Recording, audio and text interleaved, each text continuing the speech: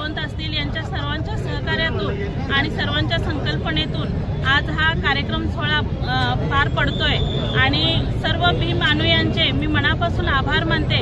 आज इथं सर्वजण उपस्थित असलेले सर्व सन्मान्य सदस्य, पदाधिकारी असेल, प्रशासन असेल, सर्वांचे मनापासून आभार मानते की या सोहळ्यासाठी सर्वांनी भव्य दिव्य लोकसंख्येने उपस्थित राहून बाबासाहेबांना विनम्र अभिवादन करण्यासाठी सर्वजण उपस्थित राहिलात, त्याबद्दल मी सर्वांचे अध्यक्ष म्हणून मनापासून आभार मानते।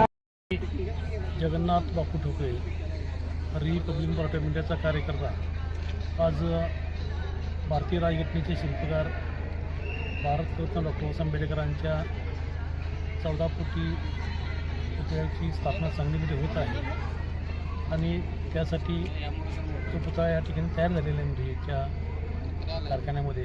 तो घेऊन जाण्यासाठी आज या ठिकाणी अनेक कार्यकर्ते भीमसेनी या ठिकाणी उपस्थित होते। एक सांगलीसारख्या नगरीमध्ये सुंदर असं बाबासाहेब आंबेडकरांच्या पुतळ्याच्या रूपानं या ठिकाणी एक प्रतीक या ठिकाणी निर्माण होत असताना आगामी वेगळा आनंद होत आहे।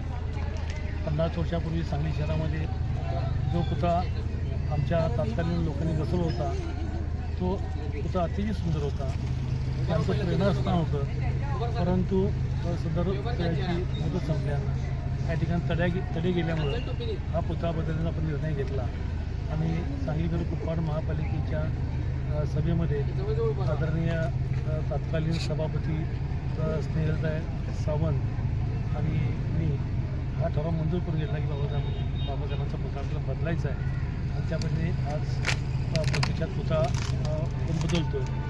हे करत असताना तत्कालीन उपमुख्यमंत्री आदरणीय आमचे अजितदादा पवारसाहेब यांनी आपला निधी उपलब्ध करून दिला।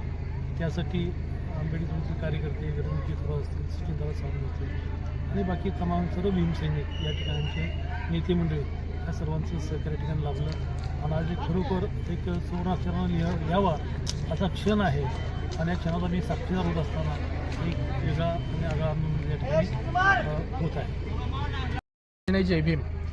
मी चेतक अशोक कांबळे जय भीम मंडळाचा सभासद कार्यकर्ता आणि शिवराय फुले शाहू आंबेडकर चळवळीतील एक सामान्य कार्यकर्ता।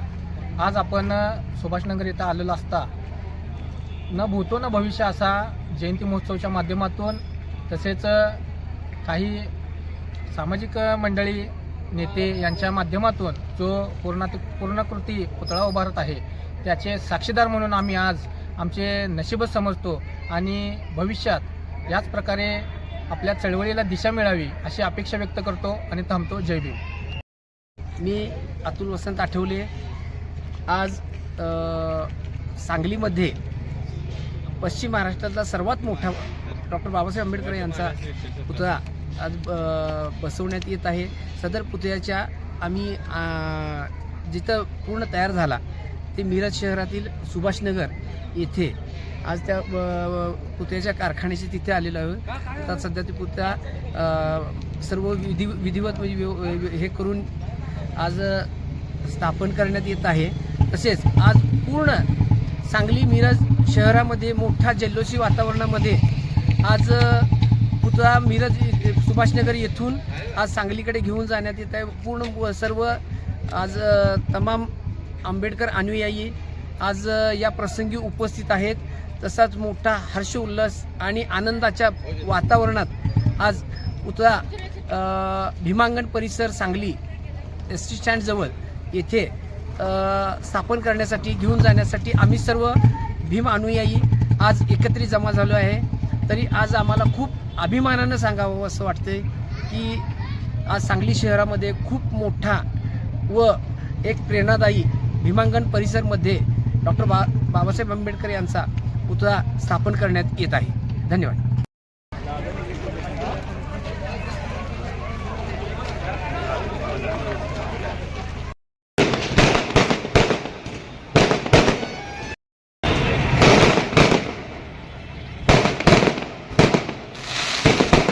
भारतरत्न बाबासाहेब आंबेडकर यांचा 14 कोटी पुतळा सांगली शहरामध्ये लोकार्पण होणार आहे।